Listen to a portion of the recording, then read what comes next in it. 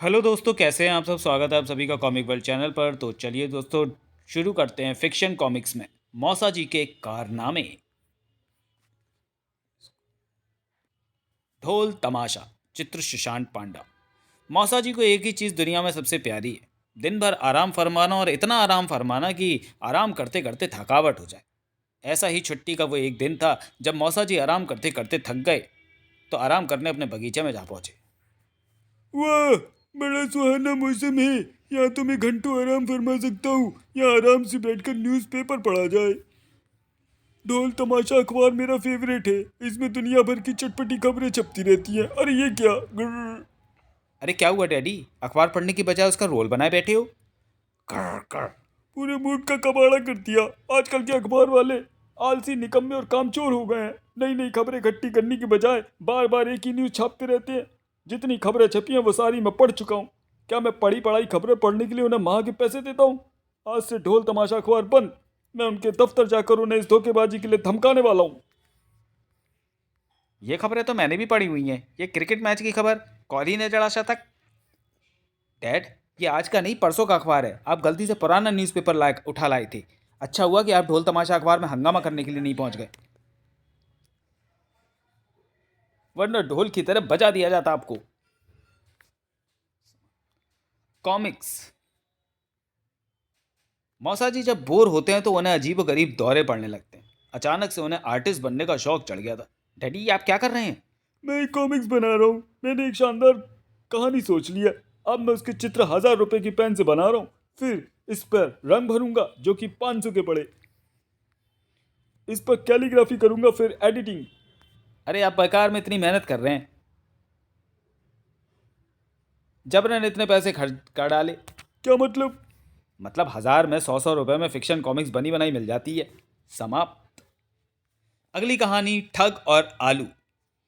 मौसा जी को सुबह सुबह धूप सेकते हुए आते जाते लोगों से गप्पे लड़ाने का शौक था। ऐसे ही एक दिन, अरे टिंकू, इतनी तेजी से कहाँ भागे जा रहे हो? बनिया सिंधी के पास जा रहा हूँ, 5 किलो प्याज चाहिए। अरे, प्याज चाहिए तो काली किराना स्टोर क्यों नहीं चले जाते? वो तो पास में ही है। अरे उसके पास से सामान मत लिया करो, वो लोगों को ठगता है। ठगता है? अच्छा, वो कैसे? अभी परसों मैंने जब उसके पास से 1 किलो आलू खरीदे तो उसने 10 आलू दिए। आज जब उससे 1 किलो आलू खरीदा तो 8 देकर ही टरका दिया। समाप्त। अगली कहानी, इनाम। मौसा जी को सुबह सुबह हवलदार टांटो मिल गए। और हवलदार सांटो, सुबह सुबह कहाँ से आ रहे हो? नाइट ड्यूटी में था मौसा जी, रात भर गश्त लगा कर आ रहा हूँ। बड़ा थका हुआ हूँ, जाते ही सो जाऊंगा। वैसे आप दिन भर काम भी करते हैं और रात में जागते रहो का रिकॉर्डिंग बजाकर सोसाइटी की चौकीदारी भी करते रहते हैं। आपकी इसी जागरूकता से प्रसन्न होकर सोसाइटी ने आपको 20,000 रुपये इनाम देने का निर्णय किया है। इतनी रकम का आप क्या करोगे। कम अगर रात को नींद नहीं आती, इसी बीमारी का इलाज करवाऊंगा। समाप्त।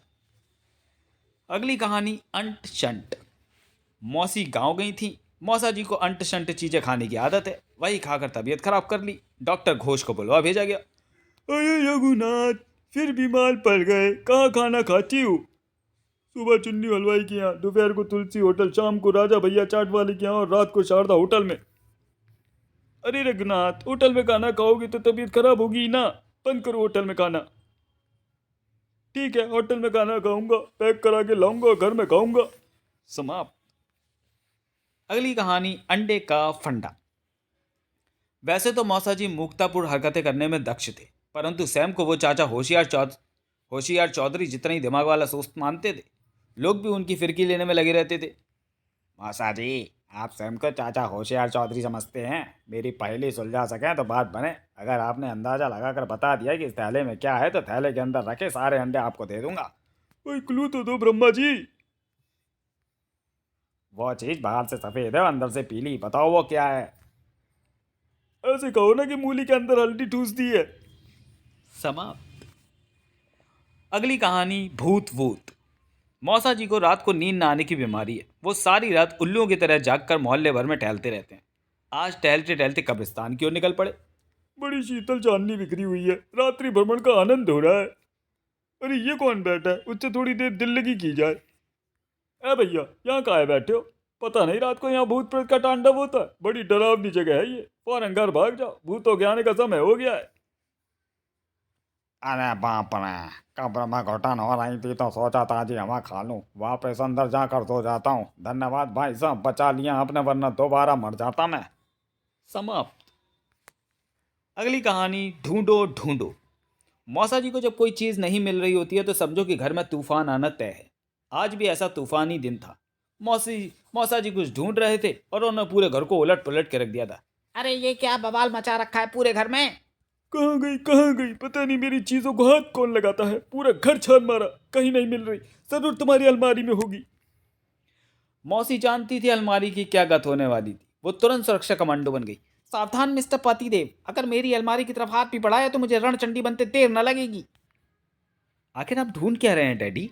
याददाश्त कैसे बढ़ाएं, पर मैंने पूरी किताब लिखी थी, अब कहीं न कर भूल गया हूँ।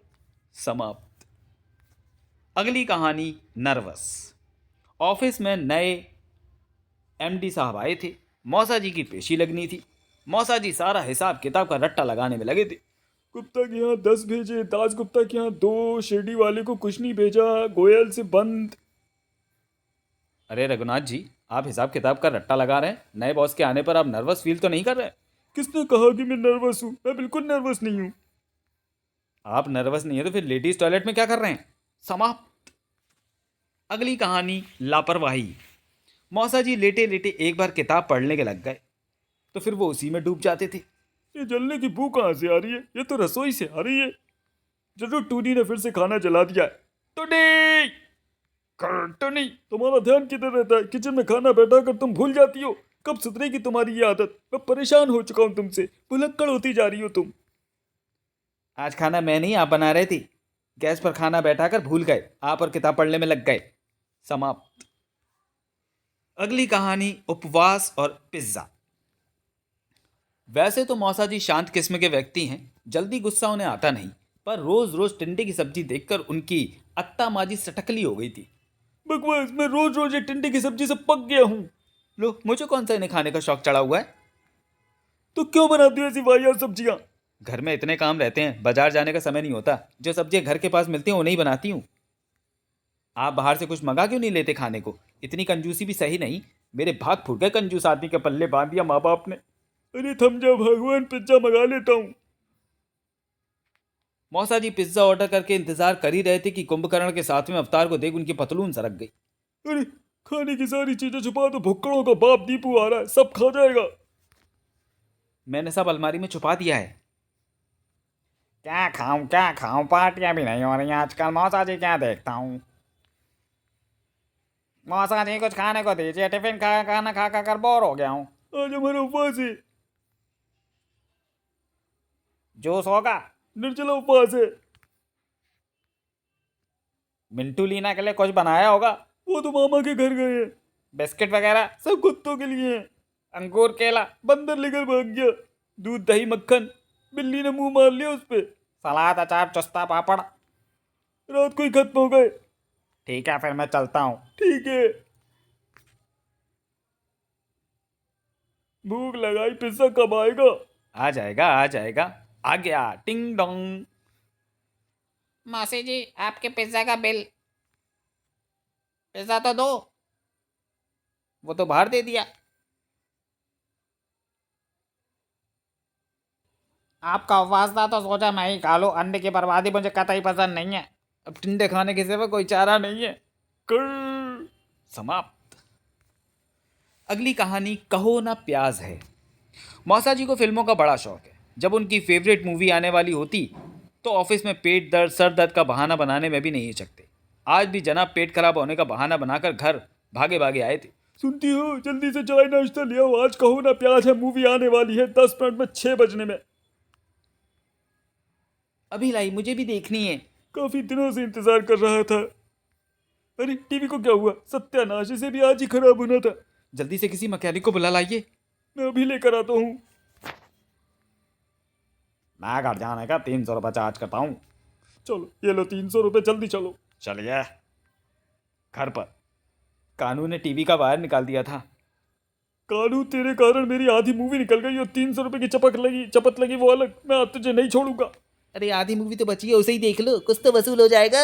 समाप्त। अगली कहानी घर में भी यही यूज होता है। मौसा जी राशन का सामान लेने मोहल्ले के किराना स्टोर पर पहुंचे थे। भाई Kalu, moon flower Fortune oil देना। मून फ्लावर तो नहीं है, ग्राहक में वापस नहीं जाना चाहिए। अरे मौसा जी, कहाँ आप घटिया और पुराने ब्रांड इस्तेमाल करते हैं? मार्केट में नई और बढ़िया क्वालिटी के ऑयल आ रहे हैं, उन्हें ट्राई कीजिए। ये लीजिए, दादा रतन चंद्र उर्फ DRC फॉर्च्यून ऑयल, 1 नंबर की क्वालिटी है और दाम भी कम। अरे हमारे घर में भी यही यूज़ होता है, बहुत बढ़िया है, मेरी गारंटी है, ले लो। ठीक है, 2 दे दो। मेरे पास तो एक ही बचा है, ग्राहक वापस भी नहीं जाना चाहिए। मौसा जी, मेरे पास एक ही है। क्या है कि ब्रांड इतना बढ़िया है कि आते ही बिक जाता है। आप एक काम करिए, ये रोड के ऊपर मेरे भाई की दुकान है, वहाँ चले जाइए तो आपको DRC फॉर्च्यून ऑयल का 1 पैकेट दे देगा। हिसाब मैं आपके खाते में लिख दूंगा। आपकी थोड़ी दूर की सैर भी हो जाएगी। इस उम्र में सैर सपाटा भी ज़रूरी है। वाह, बातें बनाने में तेरा भी जवाब निकालूं। दूसरी दुकान पर, अरे महेश, एक DRC फॉर्च्यून ऑयल का पैकेट देना। अरे मौसा जी, कहाँ आप नए नए फालतू ब्रांड के झांसे में आ रहे हो? वो भी बिकता ही नहीं, इसलिए मैं लेकर ही नहीं आता। ये लीजिए, ओल्ड इज गोल्ड, पुराना विश्वसनीय moon flower oil Fortune oil. हमारे घर में भी यही यूज़ होता है। समाप्त। अगली कहानी, शेर सवा शेर। गले तक ठूस कर खाने के बाद अक्सर मौसा जी तफरी के लिए निकल पड़ते थे। जब वो भ्रमण पर निकले तब देखा टिल्लू अपने लॉन में लेटा वीडियो गेम खेल रहा था। मौसा जी का मन टिल्लू की फिरकी लेने का करने लगा। टिल्लू बड़ा शाना बनता है, आज इसकी ऐसी फिरकी लूंगा कि दिमाग फट जाएगा इसका। अरे मौसा जी, खड़े खड़े पत्ती से क्यों फाड़ रहे हैं? टिल्लू, तुम बड़े होकर डॉक्टर बनना चाहते हो ना? मुझे खाने पीने के बाद भूख नहीं लगती, बताओ मैं क्या करूं? यहाँ रात भर लेट कर धूप सेकिए, तुरंत बीमारी दूर हो जाएगी। इसने तो मेरी ही फिरकी ले डाली। समाप्त। अगली कहानी, भगाओ इसे। मौसा जी अपने कमरे में बैठे बैठे बाल साहित्य की किताब पढ़ रहे थे। जीवन बीमा का एजेंट हॉल में बीमा के लिए मौसी को फांसने में लगा हुआ था। वैसे तो मौसा जी धरती माता की तरह सहनशील स्वभाव के हैं, परंतु इस बार उनके सब्र का पैमाना छलक उठा। मैं कहता हूँ इसी वक्त इस मनहूस आदमी को उठाकर बाहर फेंक दो, नहीं तो मैं इसके पीछे कुत्ता छोड़ दूंगा। अरे ये क्या कह रहे हो आप? क्या गलती हो गई राजेश जी से? ये आदमी 1 घंटे से बैठकर मेरे मरने के फायदे गिना रहा है और तुम मुस्कुरा रही हो। चल निकल यहां से। समाप्त। तो चलिए दोस्तों, वीडियो को यहीं समाप्त करते हैं और मिलते हैं फिक्शन कॉमिक्स के किसी अलग कैरेक्टर में अगले वीडियो में। तब तक के लिए धन्यवाद।